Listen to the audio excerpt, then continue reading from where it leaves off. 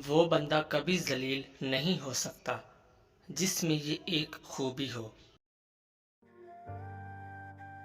حضرت علی رضی اللہ تعالی عنہ نے فرمایا، 4 باتیں اپنی بیوی کو کبھی مت بتانا۔ نمبر 1، کبھی بیوی کے سامنے رونا مت، چاہے کتنی بھی تکلیف ہو، کتنی بھی پریشانی ہو، چاہے اندر سے کتنے ہی ٹوٹ چکے ہوں، لیکن بیوی کے سامنے کبھی آنسو مت بہانا، ورنہ ساری زندگی تمہاری بیوی یہی سمجھے گی یہ مرد بہت کمزور ہے، اپنے جذبات پر قابو نہیں پا سکتا، چھوٹی چھوٹی چیزوں پہ اداس ہو جاتا ہے، لہٰذا وہ تمہیں کمزور سمجھنا شروع کر دے گی۔ نمبر 2، بیوی کے سامنے اس کے گھر والوں کی برائی مت کرنا، کیونکہ ایک عورت جب شادی کرتی ہے تو وہ اپنا گھر چھوڑ کر آتی ہے، لیکن اپنے ماں باپ کبھی کوئی نہیں چھوڑ سکتا۔ نمبر 3، عورت کو کبھی بھی اپنی کمائی مت بتانا، کیونکہ ایک مرد کو ہی پتا ہوتا ہے کہ گھر کس طرح چلانا ہے، سب کے خرچے کس طرح پورے کرنے ہیں۔ ہاں، عورت کو اس کا خرچ ضرور دیں، اس کی ضروریات کا خیال رکھیں۔ نمبر 4، اپنی بیوی کے سامنے کبھی اپنے گھر والوں کی برائی مت کرنا، کیونکہ اس طرح تم خود ہی اس کی نظر میں اپنی عزت ختم کر دو گے۔ شادی کے دن نئی نویلی دلہن نے ایک اٹیچی کیس کی طرف اشارہ کرتے ہوئے اپنے شوہر سے وعدہ لیا کہ وہ اس اٹیچی کیس کو کبھی نہیں کھولے گا۔ شوہر نے وعدہ کر لیا۔ شادی کے 50ویں سال بیوی جب بستر مرگ پر پڑ گئی تو خاوند نے اسے اٹیچی کیس یاد دلایا۔ بیوی بولی، اب یہ وقت ہے اس اٹیچی کیس کے راز کو فاش کرنے کا، اب آپ اس اٹیچی کیس کو کھول لیں۔ خاوند نے اٹیچی کیس کھولا تو اس میں سے 2 گڑیاں نکلی۔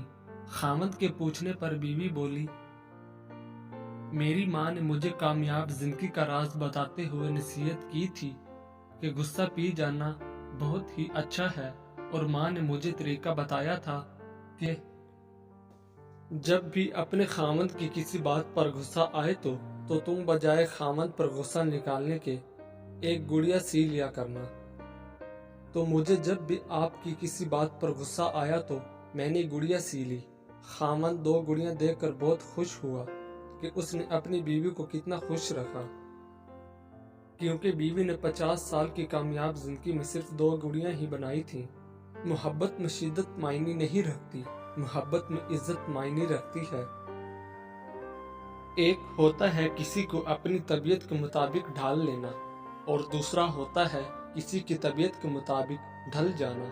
ان دونوں پہلوؤں میں انداز نرمی اور محبت والا ہو تو تب ہی رشتے بنتے ہیں، ورنہ جھگڑوں کے سوا کچھ حاصل نہیں ہوتا۔ اللہ تعالیٰ نے دنیا میں جو سب سے پہلے رشتہ بنایا وہ میاں اور بیوی کا ہی رشتہ تھا، اور پھر باقی سارے رشتے اس کے بعد بنائے، اور پھر یہ رشتہ تو ہے بھی ایسا کہ کتنی بھی دھوپ چھاؤں آئے، اس رشتے میں ایک دوسرے کے بغیر گزارا ممکن ہی نہیں۔ دل کو سجدوں میں سکون ملنے لگ جائے تو سمجھ جاؤ سجدے قبول ہو رہے ہیں۔ اپنے دل کو مضبوط کرو اور ہر ایک سے توقع کرنا چھوڑ دو کہ وہ تمہاری بات سمجھے گا۔ ہر بات ہر ایک کے لیے نہیں ہوتی۔ محبت ڈھونڈنے والوں کو نہیں، بانٹنے والوں کو ملتی ہے۔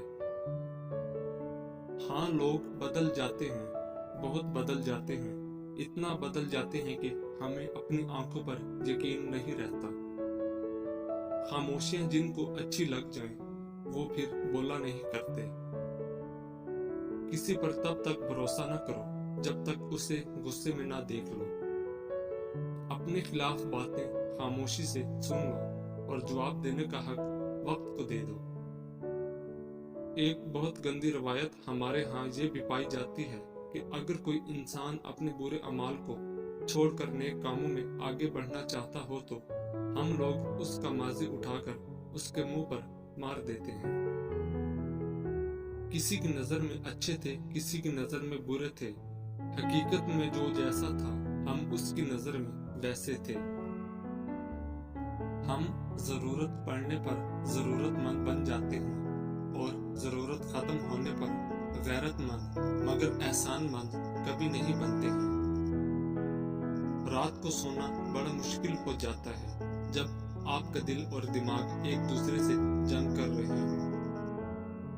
اگر بے تحاشا رزق چاہتے ہو تو اپنے گھر میں بہنوں، بھائیوں اور عزیزوں، رشتہ داروں کی دعوت کرو، تمہارا رزق ان کے وسیلے سے بڑھ جائے گا۔ ہمیشہ سچ بولیں، اگر نقصان ہوا بھی تو صرف دنیا میں ہوگا، آخرت میں اجر ہی اجر ملے گا۔ یقین کریں، صبر کی زبان اتنی طاقتور ہوتی ہے کہ ستانے والوں کی بنیادیں تک ہلا دیتی ہے۔ نیکی کا کام کرتے ہوئے اور یتیم کی مدد کرتے ہوئے دھوکہ ملے تو سمجھ جاؤ تم دولت مند ہونے والے ہو۔ جس طرح شیطان وسوسہ ڈالتا ہے، اسی طرح شیطان صرف آدمی بھی وسوسہ ڈالتا ہے۔ دونوں کے شر سے اللہ تعالیٰ کی پناہ مانگنی چاہیے۔ اگر کسی انسان میں 100 نیک خصلتیں ہیں لیکن وہ شراب خور ہے تو ایک خصلت ان سب کو ختم کر دے گی۔ وہ شخص کتنا خوش نصیب ہے جس کے حصے میں اللہ تعالیٰ غم نامی لکھ دے۔ ایک مرتبہ ایک صاحب نے امام صاحب کو متفکر بیٹھے ہوئے دیکھ کر پوچھا، بھتیجے کیوں غمگین ہو؟ آپ نے کہا، چچا خوشی اس شخص کے لیے ہے جس کا ذکر جمیل اللہ تعالیٰ دنیا میں باقی رکھے۔ ایسے شخص سے علم حاصل نہ کرو جو علم کے بدلے دنیا کا طالب ہے۔ دشمن سے ہمیشہ بچو لیکن دوست سے اس وقت جب وہ تمہاری تعریف کرنے لگے۔ ہر چیز کی ایک عزت ہے اور دل کی عزت یہ ہے کہ وہ اپنے رب سے راضی ہو۔ جاہل اور عالم کے درمیان اتنا ہی فرق ہے جتنا کہ مٹی اور سونے کے درمیان۔ دو خصلتیں ایسی ہیں کہ ان کا علاج بہت دشوار ہے، ایک لوگوں سے طمع کا قطع کرنا اور دوسرا اللہ تعالیٰ کے لیے عمل میں اخلاص پیدا کرنا۔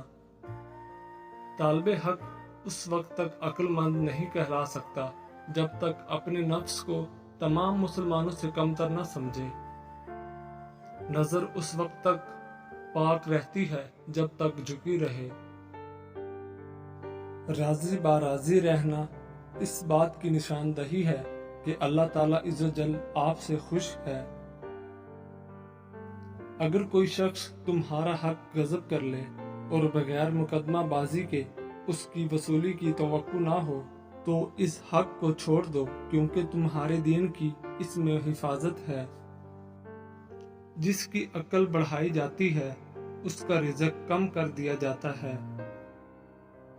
اگر علم تمہیں نفع نہ پہنچائے تو وہ تمہیں ضرور پہنچائے گا۔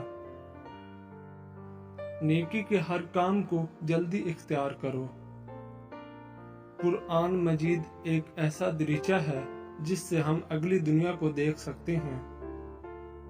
دو چیزیں اپنے اندر پیدا کر لو، چپ رہنا اور معاف کرنا۔ چپ رہنے سے بڑا کوئی جواب نہیں اور معاف کرنے سے بڑا کوئی انتقام نہیں۔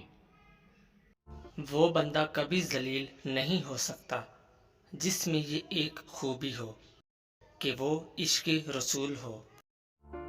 مومن کو گناہ یوں نظر آتے ہیں گویا ایک پہاڑ آہستہ آہستہ نیچے آ رہا ہے جو اسے پیس کر رکھ دے گا۔ معدے کی گرمی سے نجات چاہتے ہو تو کھانے کے بعد دہی کا استعمال ضرور کیا کرو۔